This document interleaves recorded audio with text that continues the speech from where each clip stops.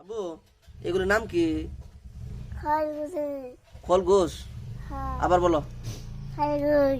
খরগোশ? হ্যাঁ। তুমি পালবা এগুলা? হ্যাঁ। অনেক শখ তোমার। হ্যাঁ। তুমি এত ভালোবাসো কেন এগুলা? আমি ভালো হ্যাঁ তুমি পালবা আর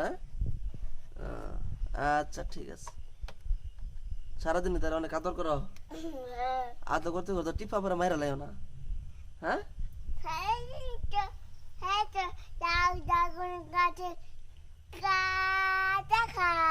ড্রাগন গাছে কাটা খা? ও আচ্ছা ঠিক আছে।